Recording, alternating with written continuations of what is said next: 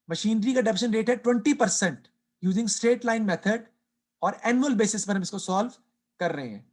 तो मशीनरी का रेट है 20%। तो हमने एसेट जो नया परचेज किया उसकी कॉस्ट कितनी आयशा? 16,000। इस पे डेप्रिसिएशन कितनी लेनी है? 20%। तो 20% उसका निकाल लेंगे आप। आपका कितना आ जाएगा जी? 3200। कैलकुलेट कर ली। पहला स्टेप मेरा हो गया। ये हम निकाल रहे हैं चार्ज फॉर द ईयर। ये मैं क्या निकाल रहा हूं? इस साल एसेट पर कितनी डेप्रिसिएशन हुई है, ये मैं कैलकुलेट कर रहा हूं। Calculate depreciation on the newly asset purchased. 16,000 is the cost of the newly asset purchased. 20% is the depreciation rate, 3,200. Next step क्या है? Calculate depreciation on the asset sold. जो asset बेचा है उसकी कॉस्ट कितनी है? 1,600। लेकिन आप इस पर डेप्रिसिएशन कैलकुलेट नहीं करेंगे, क्योंकि इस पर डेप्रिसिएशन कैलकुलेट आपने तब करनी है जब मंथ टू मंथ बेसिस होता। यहाँ पे मंथ टू मंथ बेसिस नहीं है, तो इस पर डेप्रिसिएशन कैलकुलेट नहीं होगी। क्यों? क्योंकि एनुअल बेसिस के अंदर जो एसेट बेच रहे हैं आप, उस पर आप डेप्रिसिएशन कैलकुलेट नहीं करेंगे। एनुअल बेसिस का मतलब क्या होता है? जिस साल एसेट खरीदते हैं उस साल पूरे साल की डेप्रिसिएशन कैलकुलेट करते हैं, जिस साल बेचते हैं उस साल उस एसेट पर जिसको सेल किया है उस पर डेप्रिसिएशन कैलकुलेट नहीं करेंगे। I repeat again in English, calculate depreciation for the full year on the asset which are newly purchased and no depreciation in the year of sale. Full year depreciation in the year of purchase and no depreciation in the year of sale. जिस asset को नया खरीद रहे हैं उस asset पर उस साल पूरे साल की डेप्रिसिएशन कैलकुलेट करेंगे, और अगर आप एसेट सेल कर रहे हैं, जिस एसेट को आप सेल कर रहे हैं उस साल उस पर डेप्रिसिएशन कैलकुलेट नहीं करेंगे, कोई डेप्रिसिएशन कैलकुलेट नहीं होगी। ओके, ये हमारा पॉइंट था। अब चलते हैं next last third point, calculate depreciation on the remaining assets या एग्जिस्टिंग एसेट्स। एग्जिस्टिंग एसेट आपके कौन से पड़े हुए हैं? ये वाले जो आपके पास एग्जिस्टिंग पहले से पड़े हुए हैं 94500 के, इन पर आपने डेप्रिसिएशन कैलकुलेट करनी है। तो वो मैं कैलकुलेट करने जा रहा हूं। कैसे करूंगा मैं? 94500 इसमें से माइनस करूंगा वो एसेट जो मैंने बेच दी है। एसेट बेच दिया उसकी कॉस्ट कितनी है? 1600, वो इसमें शामिल है। वो माइनस करूंगा, जो अमाउंट आएगी उस पर डेप्रिसिएशन कैलकुलेट करूंगा। यानी 94500 माइनस 1600, मेरी अमाउंट आ जाएगी 92900। 92900 इस पे डेप्रिसिएशन कैलकुलेट करूंगा। कितने percent? 20%, which is the depreciation rate.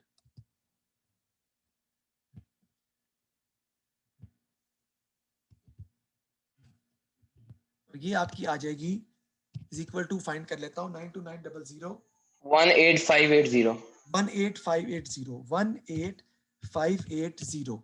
Now I will calculate total of this whole amount, whole depreciation, कि मेरी इस साल की टोटल डेप्रिसिएशन कितनी बनेगी। तो वो मेरी आपकी आ जाएगी 18580 प्लस 3200, कितनी आ गई? 18580 प्लस 3200 कितनी आ गई? 21780 is my depreciation charge for the year. इसकी मैं एंट्री पास कर लूंगा। एंट्री क्या होगी? Income statement debit 21780, provision for depreciation credit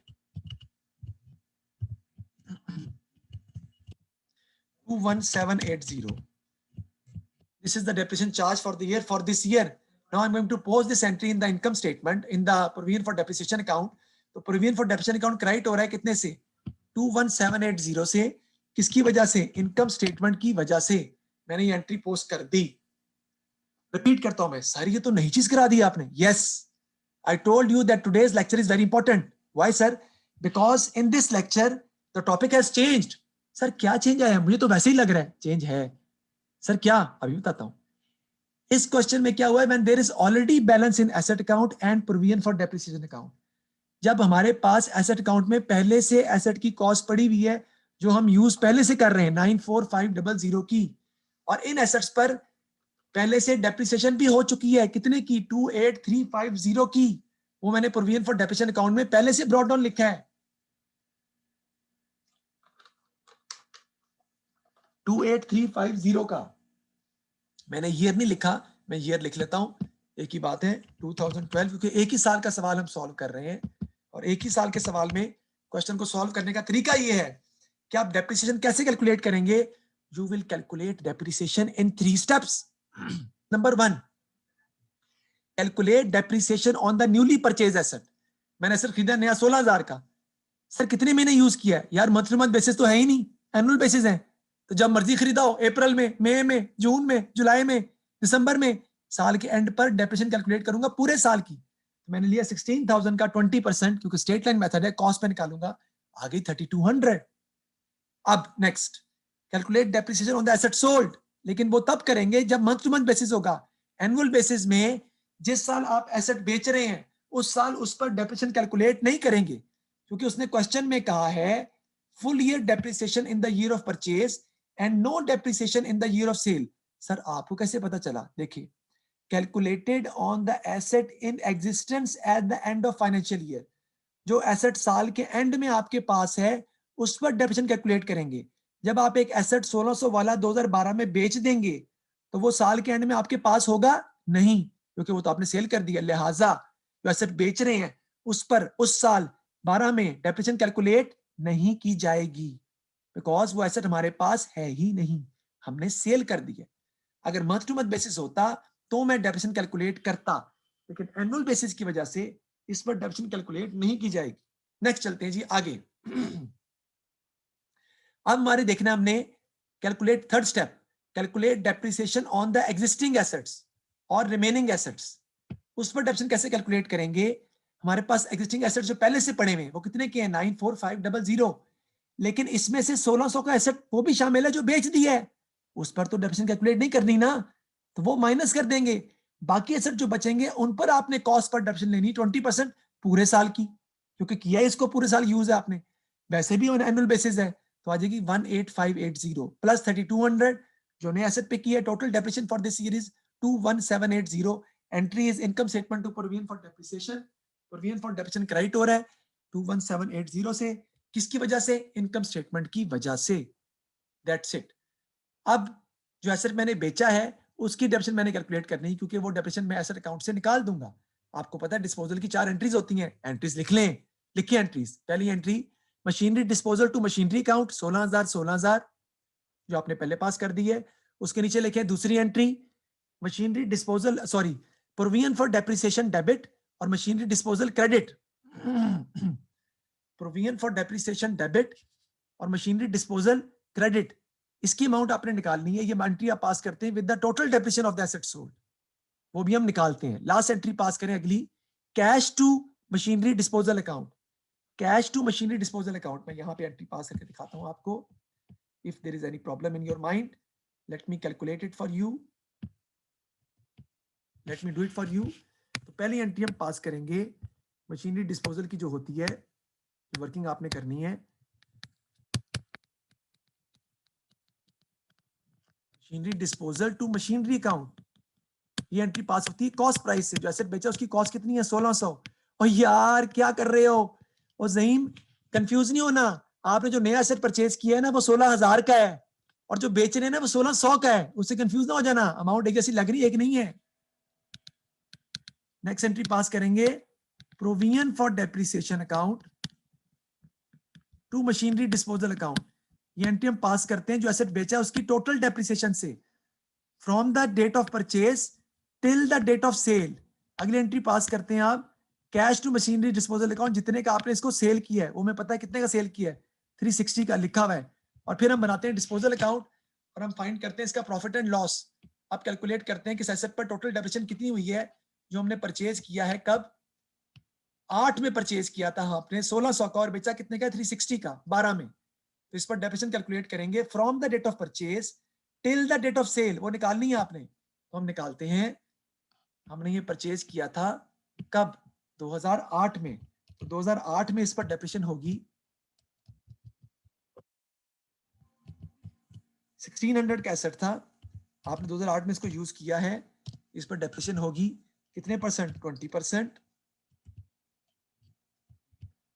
तो कितनी आ जाएगी जी आपकी? ये 320. ये होगी 2008 में. फिर 2009 में दोबारा डेप्रिसिएशन होगी सेम यही, क्योंकि ओरिजिनल कॉस्ट मेथड है ना. दोबारा होगी 1600 पे 20%. मैं अगर दोबारा ना भी लिखूं तो आपको समझ आ जानी चाहिए कि वही होनी है दोबारा। कितनी हो जाएगी 320 अगेन। फिर डेप्रिसिएशन हुई है इसके ऊपर कब, 2010 में, क्योंकि 2010 में भी हमारे पास था 1600 पे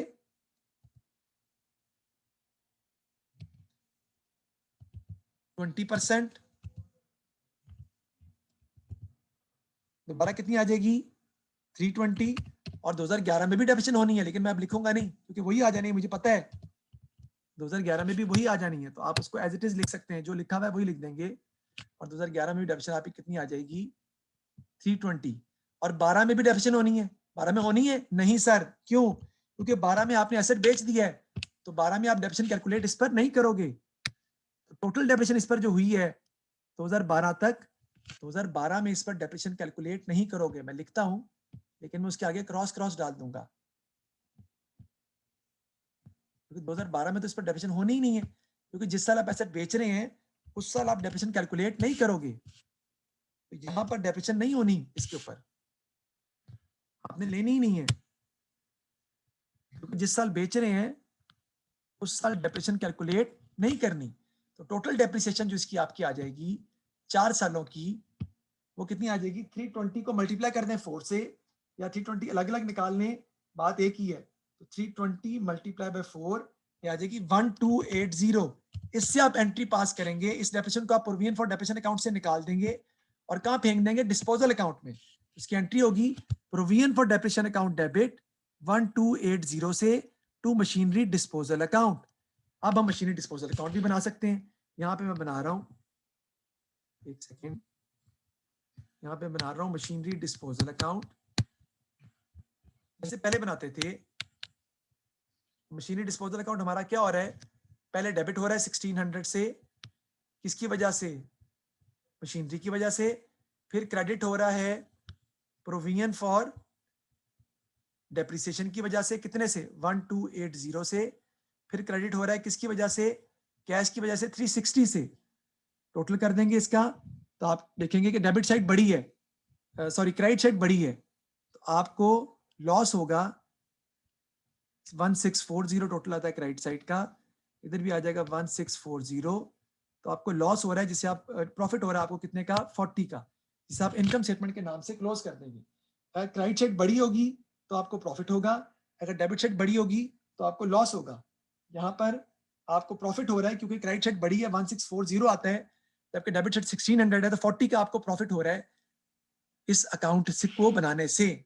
अब जो सेकंड एंट्री है उसकी मैंने पोस्टिंग नहीं की, provision for depreciation account debit हो रहा है 1280 से बिकॉज ऑफ मशीनरी डिस्पोजल, उसकी पोस्टिंग मुझे करनी है।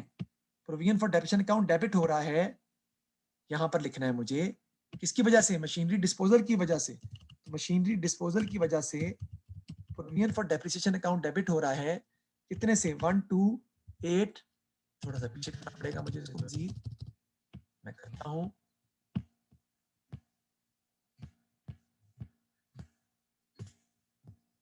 यहाँ पे लिख देता हूं मशीनरी डिस्पोजल, और आपकी अमाउंट आ जाएगी 1280।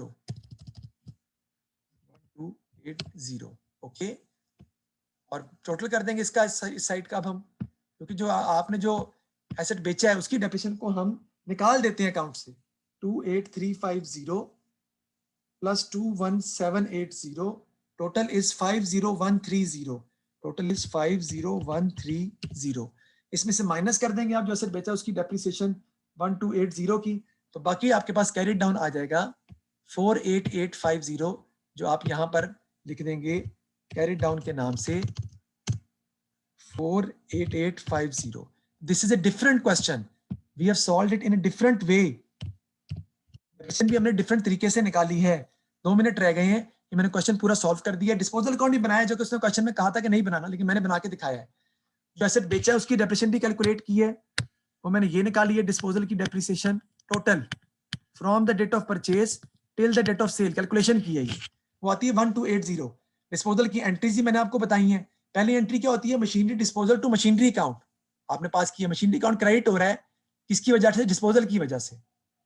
फिर मैंने एंट्री पास की है provision for depreciation to machinery disposal account, provision for depreciation account debit हो रहा है मशीनरी डिस्पोजल की वजह से, टोटल किया, माइनस किया, कैरिड ऑन आ गया, जो कि आपका नेक्स्ट ईयर का बन जाएगा ब्रॉड डाउन, तो ब्रॉड डाउन लिखना क्योंकि जरूरी होता है इसलिए मैं लिख रहा हूँ ब्रॉड डाउन, वो आपका आ जाएगा 48850।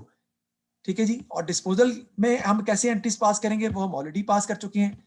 मशीनरी डिस्पोजल डेबिट हो रहा है मशीनरी की वजह से 1600 से, मशीन डिस्पोजल यहाँ पे क्रेडिट हो रहा है 1280 से प्रोविजन फॉर डेप्रिसिएशन की वजह से, फिर मशीनरी डिस्पोजल क्रेडिट हो रहा है 360 से कैश की वजह से, और प्रॉफिट आपका आ जाएगा, क्रेडिट शेड बड़ी है इसलिए आपको प्रॉफिट हो रहा है 40 का, जो मैंने इनकम स्टेटमेंट के नाम से क्लोज कर दिया। इसमें उसने डिस्पोजल अकाउंट मांगा नहीं था, लेकिन मैंने समझाने के लिए आपको फिर भी बना के दिखाया है कि आपने कैसे बनाना है। ये सवाल खत्म नहीं हुआ अभी, ये मैंने मशीनरी के लिए सॉल्व किया है, अभी फर्नीचर के लिए हमने सॉल्व करना है। लेकिन फर्नीचर का सवाल आसान है, क्यों सर? क्योंकि फर्नीचर आप बेच नहीं रहे हैं, फर्नीचर में कोई फर्नीचर सेल नहीं हो रहा, सिर्फ आप परचेज कर रहे हैं 460 का, फर्नीचर कोई सेल नहीं हो रहा, उसकी परसेंटेज 10% है, और मेथड तो स्ट्रेट लाइन मेथड ही है और एनुअल बेसिस है। ये बताएं यहाँ तक कोई मसला है तो मुझे बताएं, मैं दोबारा रिपीट कर देता हूँ please. Any problem? Fakhar, Zaheem बताएं कोई मसला है तो, डिफरेंट सॉल्व किया। मुस्तफा, आयशा मसला है तो बताएं। सर रिपीट कर दें। जी ज़हीम, फखर, आयशा, सॉरी बिलाल, मसला है तो बताएं, रिपीट में कर देता हूँ। टाइम खत्म हो रहा है, दोबारा पहले ज्वाइन करेंगे हम, उसके बाद मैं इसको दोबारा रिपीट करता हूँ इंशाल्लाह ताला। तो आप सब जरा जल्दी से ज्वाइन कर लीजिएगा, लेट मत कीजिएगा, क्योंकि लेट करने की वजह से भी टाइम ज़ाया होता है। जल्दी से जरा ज्वाइन कर लें इसको दोबारा, ताकि हम दोबारा से इस क्वेश्चन को समझ लें और फिर हम फर्नीचर को भी सॉल्व करेंगे और सवाल